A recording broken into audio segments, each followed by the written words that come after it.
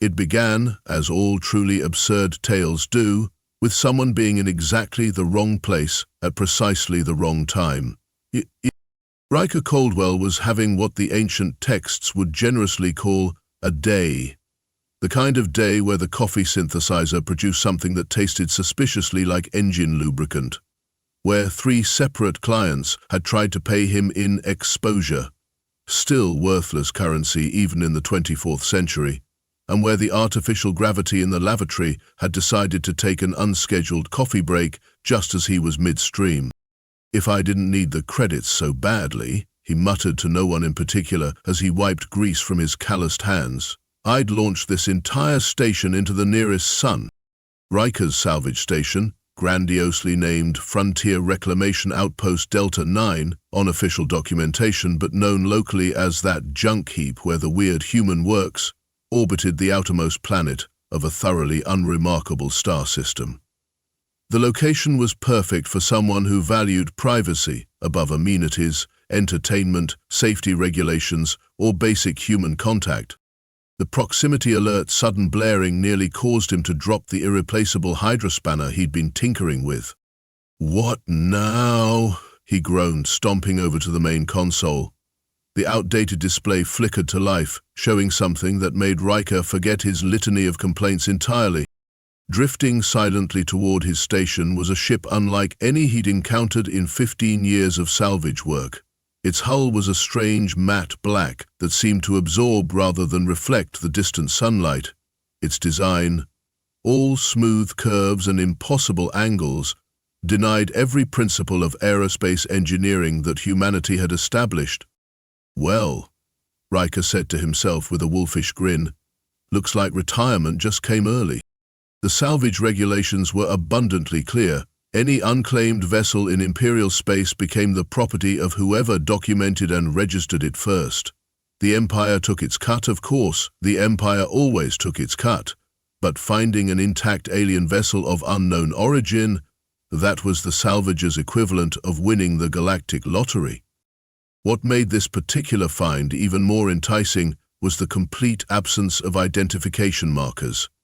No Imperial registry numbers, no corporate branding, not even the crude territorial sigils favored by the pirate clans of the Outer Rim. The vessel simply existed, as if it had materialized from the stuff of legends rather than traveled through real space. "This thing isn't just pre-Imperial," Ryker murmured, enhancing the scanner image. "It's pre-everything." The implication sent a pleasant shiver down his spine. Humanity had only achieved interstellar travel 3 centuries ago, and in that cosmic eye blink, they'd encountered precisely 6 other spacefaring civilizations, all at roughly similar technological levels. The prevailing theory was that advanced species were rare in the universe, the odds against technological evolution too great. But this ship suggested otherwise. It whispered of possibilities that Imperial science dismissed as fantasy, ancient precursor races, civilizations that rose and fell while Earth's dominant species were still swinging through trees and hunting with sharpened sticks. "The xeno-archaeologists are going to lose their collective minds," Ryker chuckled, already calculating how many zeros he could add to his finder's fee. The Empire's official position might be scientific skepticism, but he knew for a fact that certain Imperial research divisions would pay astronomical sums for genuine artifacts from hypothetical advanced aliens. Of course, there was the small matter of Imperial salvage regulations subsection 47B, which clearly stated that vessels of anomalous or potentially non-catalogued origin were to be immediately reported to the Imperial Xenotechnology Containment Division. Said division would then confiscate, secure the vessel and provide a reasonable compensation to the discoverer, with reasonable historically averaging about 1/10,000th of the actual value. "What a shame my long-range communications array is experiencing such terrible technical difficulties today," Ryker said to the empty control room, deliberately powering down the auxiliary transmitter. "Guess I'll just have to handle this preliminary assessment all by myself. For the good of the Empire, of course." Ryker had lived through enough Imperial containment operations to know how this would play out if he followed protocol. A fleet of unmarked ships would arrive within days. The vessel would vanish, officially never having existed. And if any locals happened to witness the operation, well, memory adjustment technology had come a long way in recent years. Not this time, he said firmly. This discovery was his ticket out. Out of debt, out of this forsaken outpost, out of the Empire's ever-tightening grip. All he needed was 48 hours to document the find, extract some easily transportable proof of its origin, and make arrangements with certain discreet collectors who asked minimal questions and paid maximum credits. The decision made, Ryker's mind shifted into the hyper-focused state that had kept him alive through disasters that should have killed him several times over. He'd need supplies, tools capable of interfacing with unknown technology, defensive measures in case the vessel wasn't as abandoned as it appeared, and a better name than terrible decision for this particular adventure, he muttered as he packed his salvage kit. Something with gravitas, something befitting a discovery of this magnitude. He considered options as he moved efficiently around his cluttered workshop, gathering specialized equipment. The Great Liberation? Too political. The Final Frontier? Too cliché. Ryker's redemption? Too honest. I'll workshop it, he decided, securing the last of his gear. The naming could wait. The clock was ticking on his 48-hour window, and the mysterious vessel beckoned with promises of technologies beyond imagination. As Ryker prepared his ship for departure, he couldn't shake the feeling that this wasn't just another salvage operation, that somehow this derelict vessel had appeared in his sector for a reason. He wasn't typically given to flights of fancy. Harsh reality had beaten that tendency out of him years ago, but something about this situation felt predetermined. You're losing it, old man, he chided himself, initializing the docking release sequence. Next, you'll be consulting star charts and reading omens in your morning coffee grounds. Yet the feeling persisted as his ship detached from the station and arced gracefully toward the alien vessel. A sense of inevitability, as if every decision he'd ever made, from joining the Imperial Salvage Corps to setting up shop in this forgotten corner of space, had been leading him to this moment. Well, Ryker said to his dashboard flamingo with a wry smile, if fate's finally decided to throw me a bone after all these years of chewing on my ass, who am I to complain? The strange ship grew larger in his viewport, its impossible geometries somehow more disorienting the closer he approached. For a fleeting moment, doubt crept into Ryker's mind. Perhaps there was a reason vessels like this weren't commonly encountered. Perhaps there was wisdom in the Empire's containment protocols after all. Then the moment passed, banished by the salvager's eternal optimism. This time would be different. This find would change everything. If only he'd known just how right he was. Ryker kicked his station's ancient comms unit. It sputtered to life reluctantly, like a teenager being woken for school. Imperial Salvage Authority, this is Frontier Reclamation Outpost Delta 9, he announced, trying to sound professional despite his excitement. Requesting registration claim on unidentified vessel at coordinates 227 Mark 334, Mark 98. Transmitting visual confirmation now. He intentionally adjusted the transmitter quality to its lowest setting. The resulting image would show enough to confirm it was a ship, but obscure its truly alien nature. The less the authority knew about his find before he had a chance to explore it, the better. Claim registration acknowledged, came the bored voice of some bureaucrat trillions of miles away. You have standard 48 hours for initial assessment before full documentation is required. Salvage Authority, out. 48 hours, more than enough time. Ryker's personal vessel, affectionately named Terrible Decision for the circumstances under which he'd acquired it in a game of chance involving what turned out to be a telekinetic ordovision and a marked deck, was little more than a glorified tow truck with life support. But it would get him to the mysterious ship. As he approached, the vessel's true size became apparent.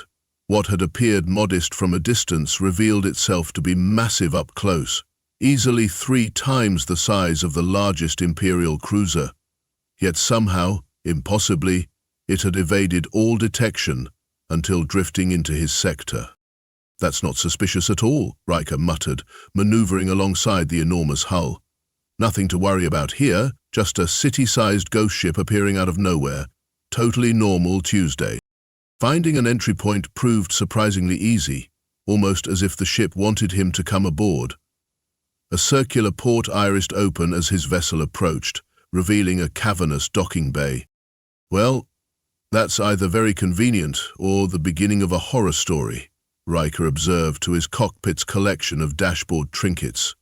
The small plastic flamingo nodded in silent agreement as he eased the terrible decision into the bay. The moment his ship settled on the alien deck, Ryker felt it, a vibration so subtle it might have been his imagination. The entire vessel seemed to shudder, as if taking a breath after long submersion. Power's still running somewhere, he muttered, checking his atmospheric readings. Breathable air, standard gravity, no obvious toxins or pathogens.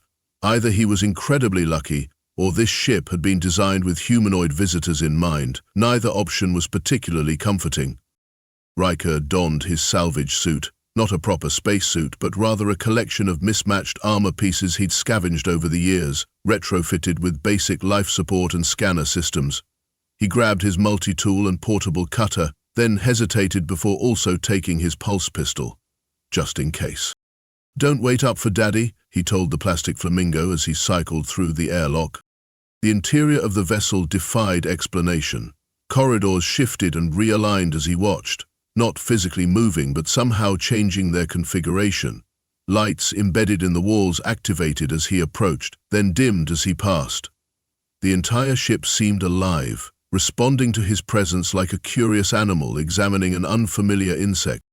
"If I get digested by a hallway, I'm going to be very disappointed," Ryker informed the ship as he proceeded deeper into its labyrinthine interior.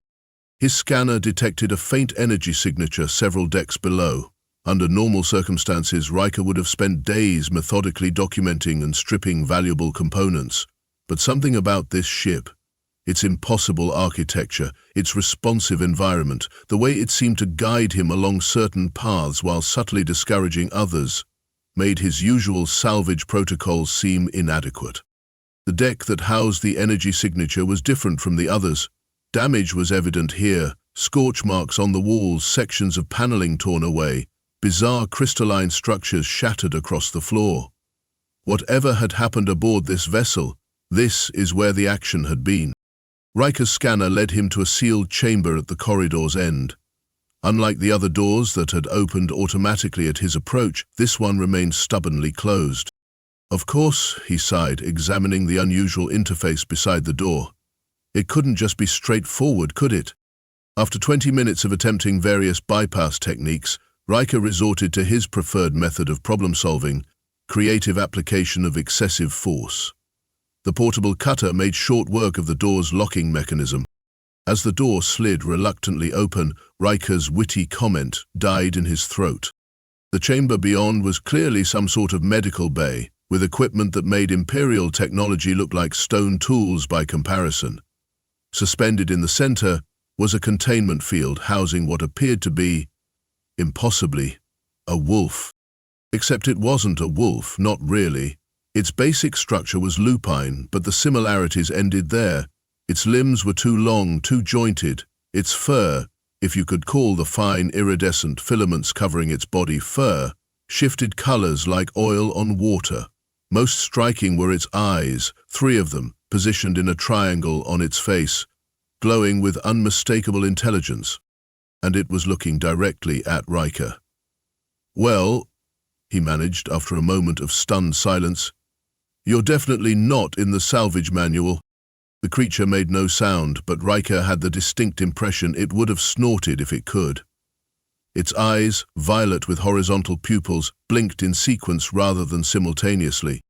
As Ryker stepped closer, he realized the containment field wasn't for restraint, it was medical. The creature was paralyzed, held in suspension while some kind of treatment was in progress. The systems had been damaged, however, leaving the process incomplete and the creature trapped. "So, that's the energy signature," Ryker muttered, examining the field generator. "Life support for our furry friend here." The creature's eyes tracked his movement with unnerving precision. When Ryker reached toward the control interface, the middle eye widened perceptibly. "Relax. I'm not going to hurt you," Ryker said, feeling oddly self-conscious. "Though I'm not sure if you can understand me or if I'm just talking to myself like usual." The creature blinked all three eyes simultaneously. Somehow Ryker interpreted this as sarcasm. "Everyone's a critic," he grumbled, turning his attention to the medical systems. Hours passed as Ryker worked to understand the alien technology. The systems were beyond advanced. They were practically magical. Yet somehow they followed logical patterns he could begin to comprehend.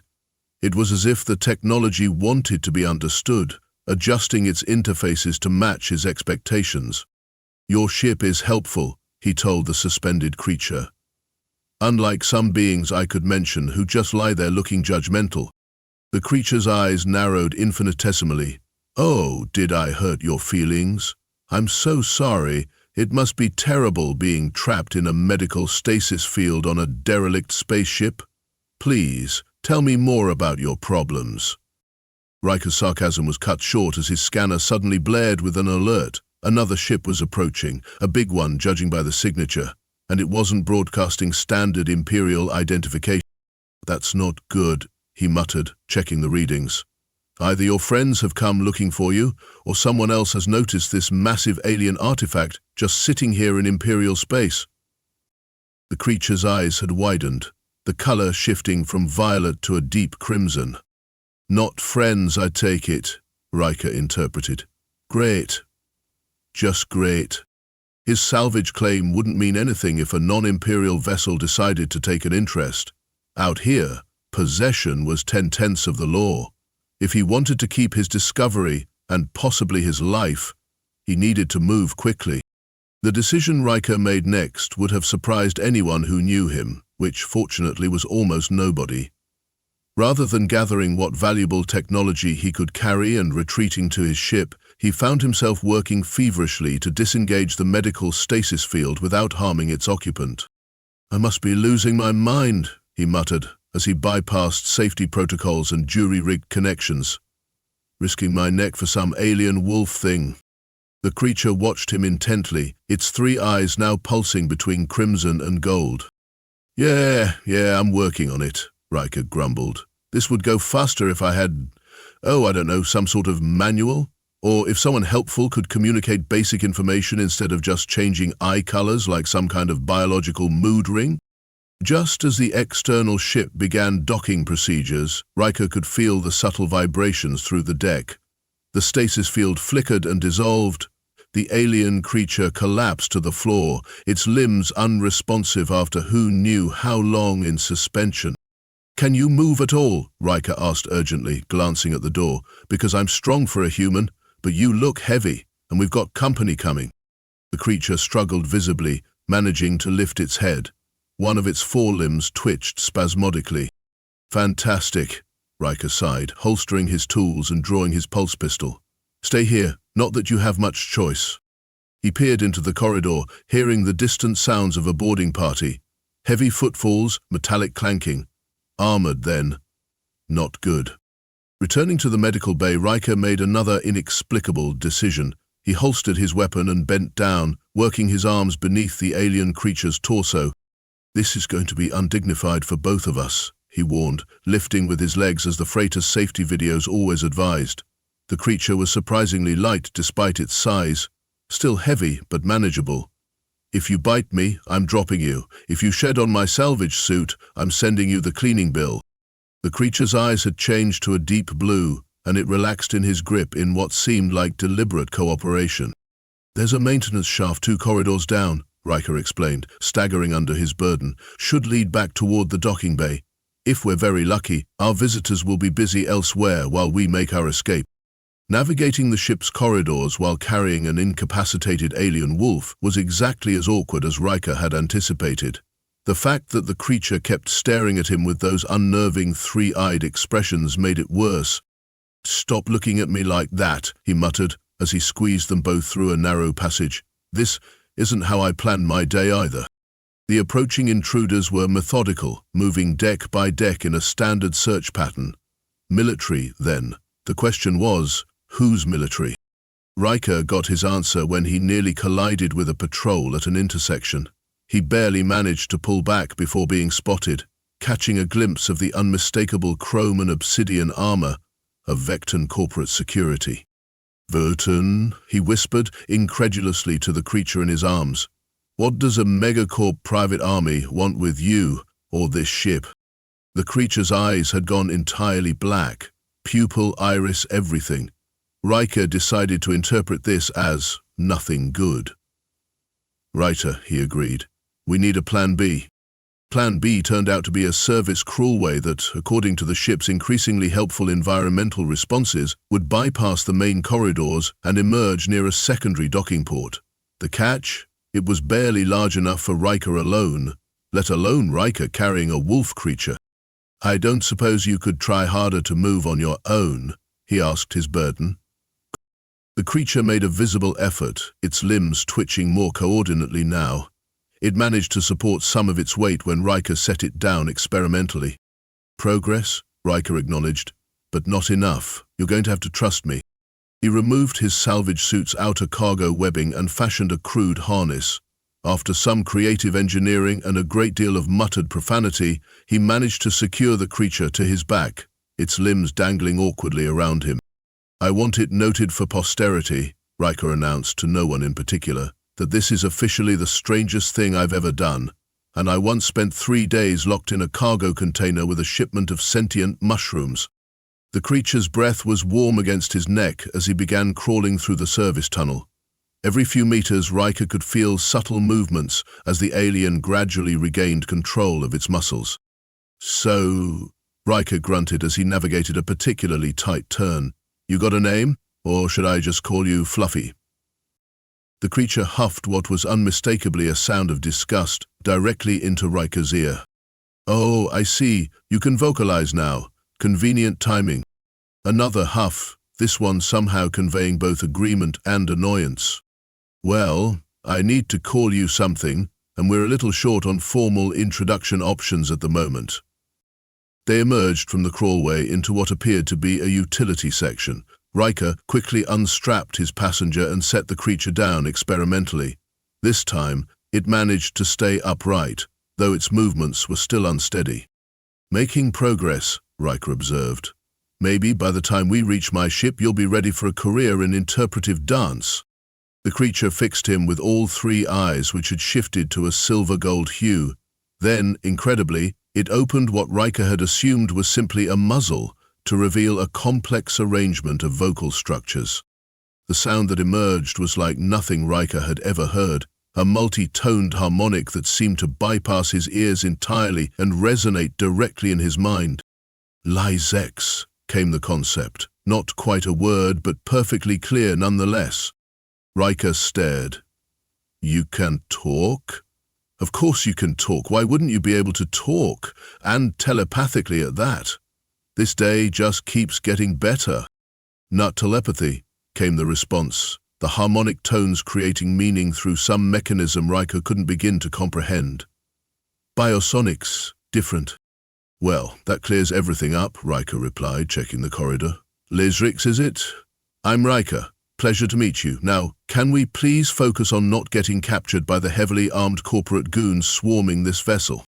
"Vessel important," Lyzrix communicated, struggling forward on still unsteady limbs. "Last of ancients. Library ship." "A library?" Ryker looked around at the advanced technology surrounding them. "That's what this is, some kind of book repository?" "Knowledge," Lyzrix corrected. "All knowledge, many civilizations, preserved." That explained Vecton's interest. A corporate entity getting exclusive access to advanced alien technology from multiple civilizations? They'd kill for less. Much less. "And what are you, the librarian?" Lyzrix made a sound that Ryker somehow knew was laughter. "Guardian." "Of course. The last guardian of an ancient alien library ship, why not?" Ryker checked his scanner. "We need to move. Vecton squads are moving this way." They made slow progress toward the secondary docking area, Lyzrix gradually regaining coordination while Ryker kept watch for patrols. The ship itself seemed to be helping them. closing bulkheads behind them and misdirecting their pursuers with environmental cues. "Ship likes you," Lyzrix observed as a doorway sealed itself after their passage. "I have that effect on sophisticated machinery," Ryker replied. "It's my magnetic personality. Or possibly the fact that I'm helping you instead of trying to vivisect you for corporate profit." "Second reason," Lyzrix confirmed with another huffing laugh. As they approached the auxiliary docking port, Ryker's scanner picked up movement ahead. A Vecton squad had anticipated their route. "Problem," he whispered, pulling Lyzrix into a recess. "5 armored troops between us and my ship." Lyzrix's eyes shifted to that unsettling crimson again. "Options?" "Well, my first instinct involves liberal use of this," Ryker patted his pulse pistol, "but 1 against 5 with military-grade armor isn't great odds." "Ship can help," Lyzrix suggested, "if asked correctly." "You want me to ask the ship for help? How exactly?" But Lyzrix was already doing something. The alien's 3 eyes had closed, and a low harmonic tone emanated from its vocal structures. The sound seemed to resonate with the very walls around them.